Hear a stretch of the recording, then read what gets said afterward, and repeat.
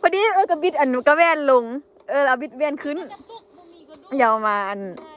เบิดเลยว่ะเบิดเลยเกียงแซะมีน้ำมันรถมันว่าเฮ้ยเจอน้ำตาแล้วน้ำมันรถเบิดว่าอยู่น้ำหลังก็เมียนว่าซื้อว่ะอันรถยังอยู่แต่ว่าบุมีท่อน้ำมันก็อันอยู่เงินมีป่ะมีท่อดูน้ำมันบ่เยอะเอารถไปก็ได้ชิไปซื้อเอาว่าจะดูดเอาซื้ออยู่บ้านคุณป่ะจังแม่นเนาะ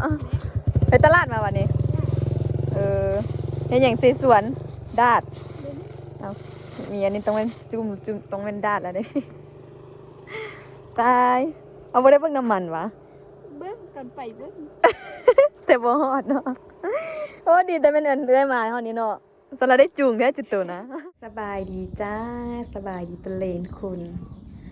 ก็เลิกเฮียนมาสิอันนั้นสิออกไปหดสวนให้แม่จันนี่ก่อนบ่ฮู้ว่าอันสิมีผู้ใหญ่ไปหดก่อนแล้วก็บ่จักเนาะเพราะว่าอันยานเราบ่ทันเด้นะสิไปหดสวนให้เราแล้วก็สิไปเบิ่งหอมนี่ไปเบิ่งผักนี่ว่ามันใหญ่ซำใดแล้วนะตอนนี้เป็นเวลา 5:00 น 5:00 นปลายก็เลิกสอนเพิ่มมานะก็เลิกสอนเพิ่มมาหอดกี้นี่เอากระเป๋าไว้แล้วก็สิออกไปเลยเพราะว่ายามมันค่ำไม่ไหวออกไปเลย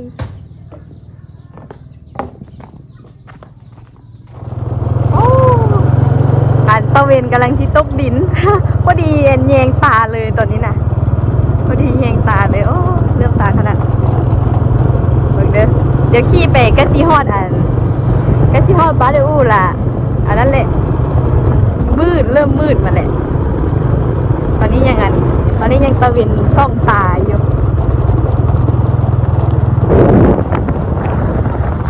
ตอนนี้ต้นไม้บานได้บานเลย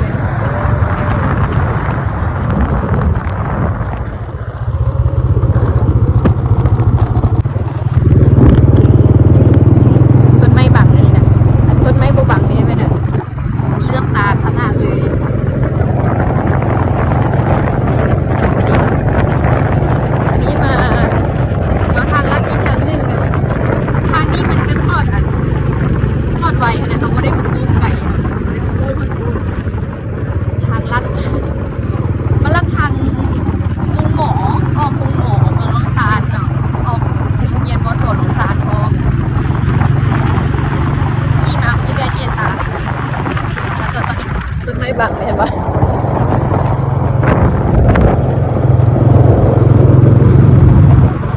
ทางนี้แม่นออกอันนั้นออกห้องหมอนะจึงบ่ได้โค้งไก่เลยทางนี้ลัดออกเลย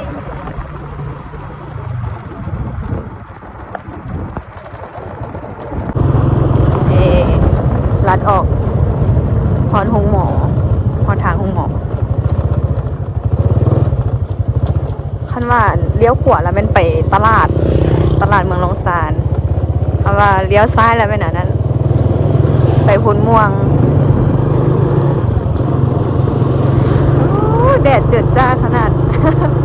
ส่องตาอยู่เดี๋ยวนี้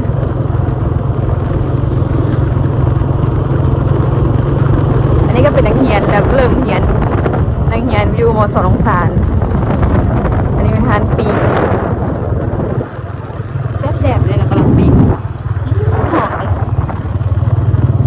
นี่ก็ขวน้ำซานพอดีเบิ่งบรรยากาศขวน้ำซานเลยเนาะนี่น้ำขุ่นเว้ยเพราะว่ามื้อสวยนี้ฝนตกเลยฝนตกน้อยนึง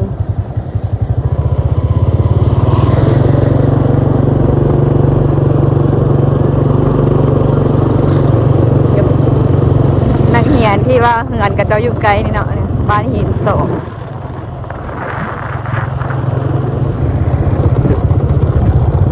โอ้โหวงนี้ตะเวนแบบครึ่งตาขนาดครึ่งเลยเริ่มตาขนาดเลยเนาะ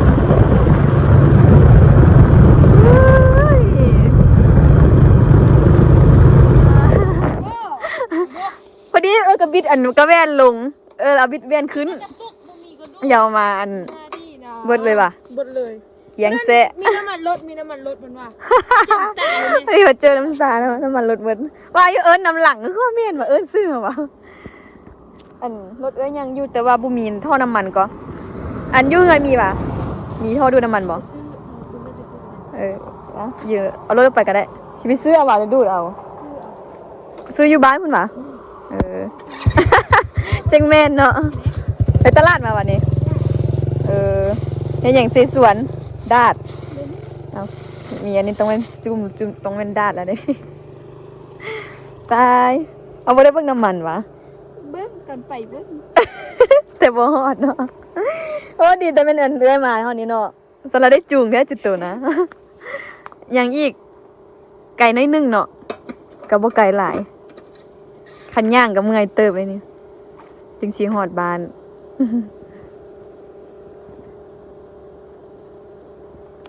เฮงมิดเนาะแถวนี้อันคันว่าเป็นอย่างนี้ตั้งบ่มักมีรถเที่ยวทางเด้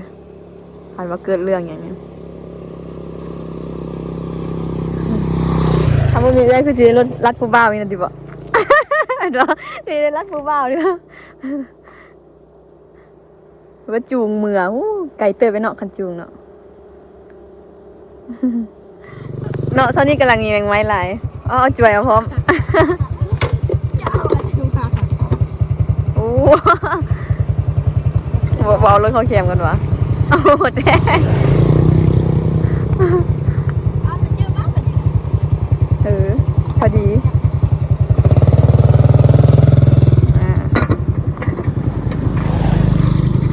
เกือบตาย อย่ากลัวดิพอดีเลยแล้ววิดเวียนกับคืนนี้เด้อไอ้ติ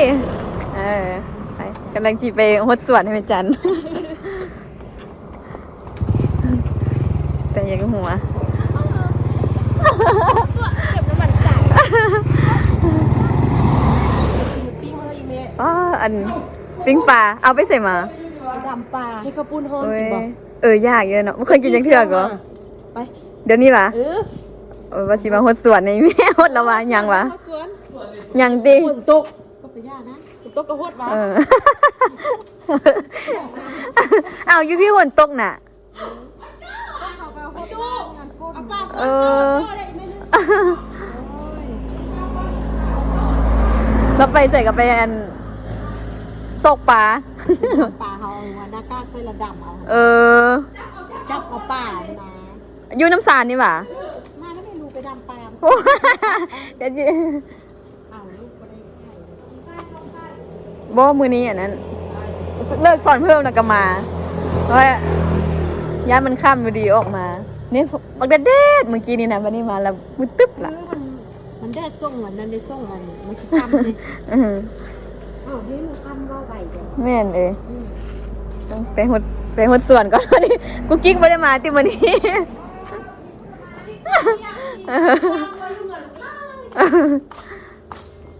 คิดอันอุ้ยอัตเตอร์กินอย่างกินขนมหมาเตอร์กินขนมหมาประตูไปอยู่เลยบ่มันไปเรียกละตี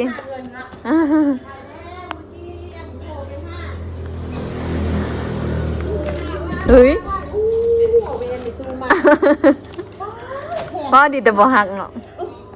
แข่งเองก็นี่น่ะอัน800,000ก็นี่น่ะโต เหยียบหักซะเนาะขาหัก ผ้ามันนี่มันยืดยุ่นได้ กินอีหยังกินขนมวะขนมเก็บกุ้ง ลุงซินก่อนเปียกน้ำแห้งแห้งว่างน้ำเปียกหมดเมดีดิโอ้เมนนั่น บัดนี้สิมาหดสวนให้ไม่จันเหยียบขี้ตุ่ม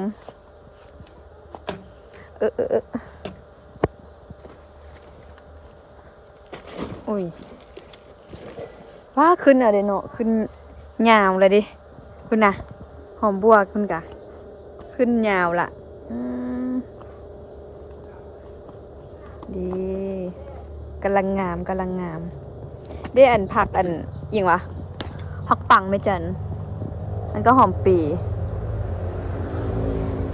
กำลังขึ้นยาวๆล่ะไอ้หอมป้อมเออคือว่าขากไว้แล้วค่ะมันเป็นอันสูงๆยาวๆเลยนะพอดีเป็นกลิ่นแล้วแห้งจริงงามนี่นะเดี๋ยวไปหดส่วนก่อนเดี๋ยวค่ำก่อนอ่ะ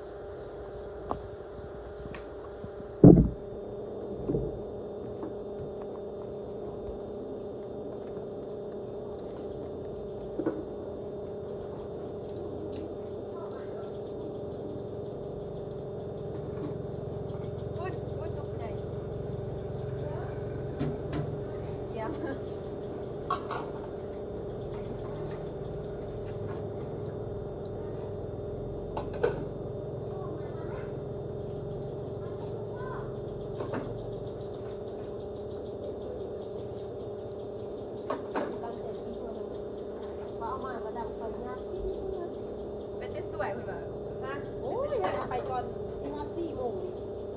ไปเลยว่าต่างนั้นดับเลยดึกขึ้นมาดึกขึ้นมาดึกขึ้นมาดิจากน้ำมาพี่นักเพื่อนลูกว่าง่ายเดี๋ยวก็เยอะเลยฮะว่าเยอะอันยาวขึ้นเลยเนาะเอ้าอันนี้เขาปลูกเป็นต้นทันอย่างโบนยาวเท่าตัวนี้เนาะ ตัวนั้นมันยังมันเท่าพูดมันต้อง5มันติดมันต้องยาวก็เดี๋ยวไม่ขึ้นถ้ามันขึ้นมันขึ้นเลยท่านเพิ่งก่อนที่งัวให้แม่เนี่ยจะพักกันนั้นพักพ่มนั่น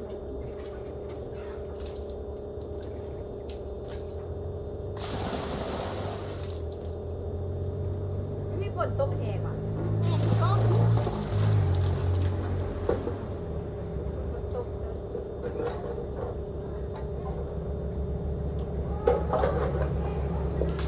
อันนี้ก็แม่เอาคุณ18เบิร์ดเวลาวันนี้ยังไม่ได้ไปซื้อเครื่องมืออื่นก่อน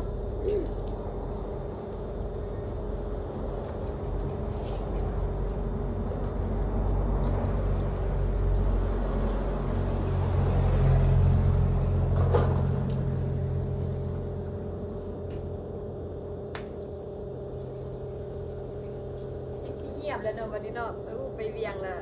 นะ จะได้อยู่คนเดียว เออไปวันที่5เลยมา ไปนี่มันขึ้นนี่สิ ไปวันที่2ไปเอาไปวันที่2อ่ะ ไปวะ โอ้ยวันที่2อาทิตย์ได้มาแล้วบ่เหรอ เอาตัวที่ไปที่มือเด้อ แล้วว่าที่ไปวันนั้นที่นึง โทรศัพท์ไอ้เมฆเอามาลาวเลย อันมา เราอยู่ลาวเดี๋ยวนี้ เอาขั้นเขาไปเอานี่เดี๋ยว ยังว่าที่5ตัวหรือว่าเฮ็ดเด้อเลยว่าคือบ่ให้อันหาให้ไอ้เมฆเพื่อนคนรู้จักเราอยู่เวียงฝากให้ฝากอันคนต้มมาให้ ขนาดเราอยู่แถวเวียงขนาดไปเอาน้ำเราแบบ ถ้าเราผู้แถวพักแถวนึงแล้วที่เมื่อมือเด้อ มาชิมเงินที่1วันเสาร์ แล้วมือเด้อตัวมา ที่3ที่3ไม่ไปดองวันจันทร์ได้ไปดองเอาวันจันทร์ตัวเข้าเขียนได้ โอ้เอ้าอันต้นสิไปกวดหมูเลย ต้นสิมามือเด้อ ที่1ดิ แล้ววันที่เดือนเดือนที่3 ว่าอันแค่หา เก็บลูกอย่างกับมือ แค่หาหมอที่เก้าหันเพื่อนว่าอันพอดีมันย้ำเหมือนกันมันผิดนะ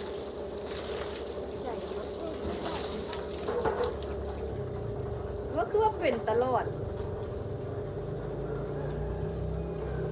เอาทำปัวพอดีแล้วลงไปปัวที่ไทยมันก็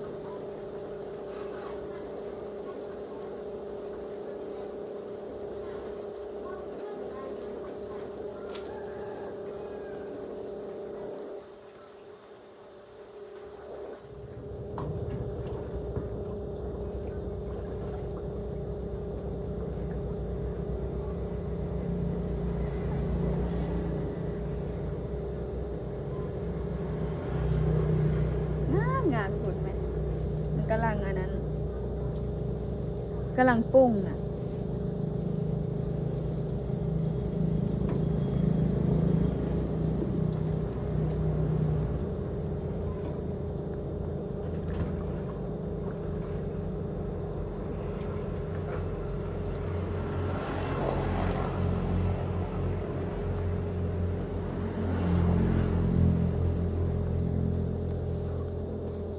กำลังเตกโนเตกใบโอนสวยมากเลย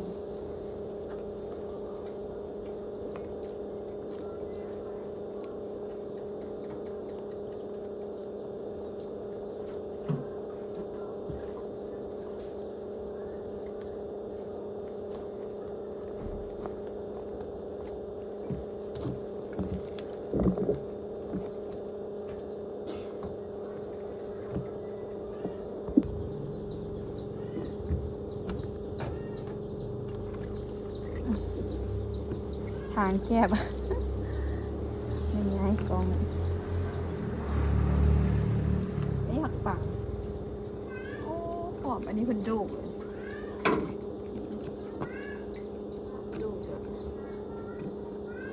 โอ้เสียงออโต้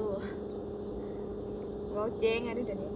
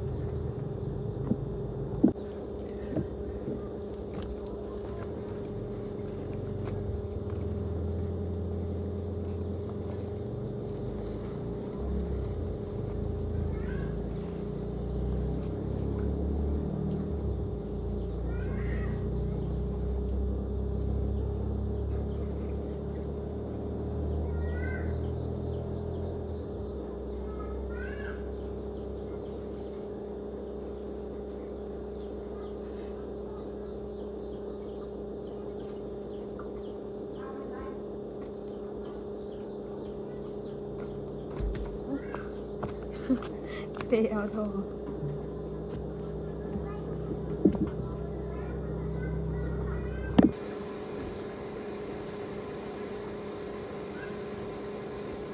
นี่หอมปิ่น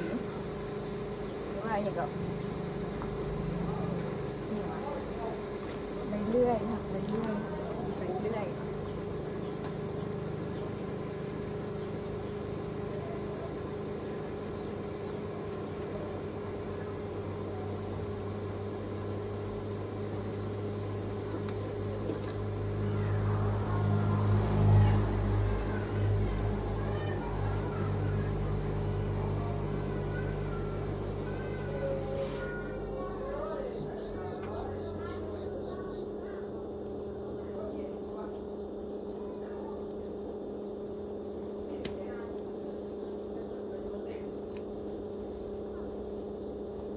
ซีฮุดสองเถื่อเตละหนาดนะซีฮุดสองเถื่อ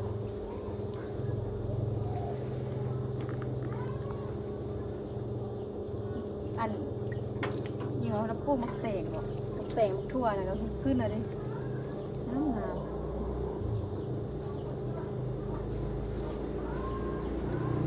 แต่ละอันขึ้นง่ายงาม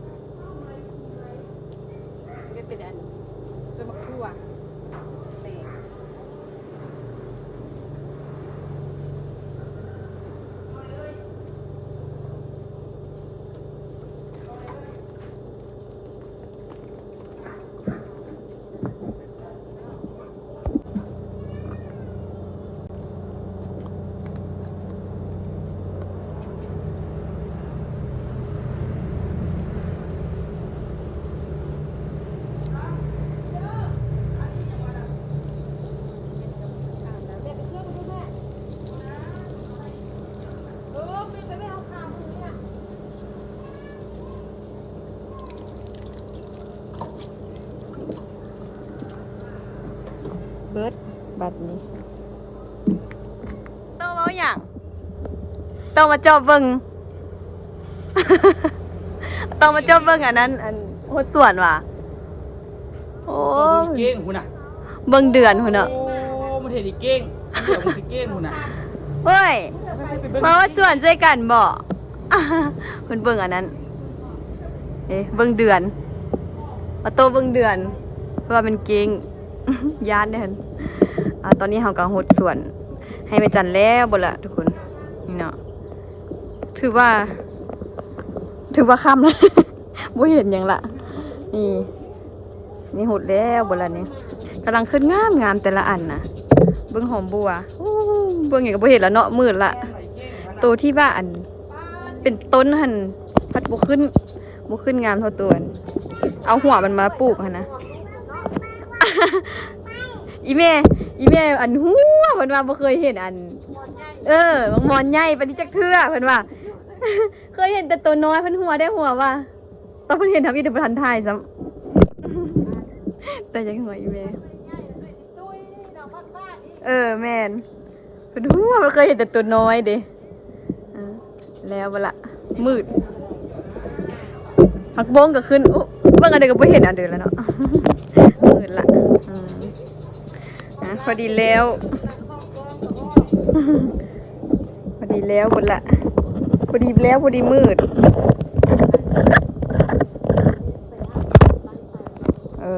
เลยย่างจังเนอะเบิ่งอันว่าเจ๊ขับปุ้นอันนั้นวะขับปุ้นฮอนวะท่า ยังสิเฮ็ดอยู่บ่ฮะบ่วันนี้วันพฤหัสเด้ วันพฤหัส อาจารย์สิออกไปอาบน้ำละเดี๋ยวสิเบิ่งอูแต่งกินเนี่ย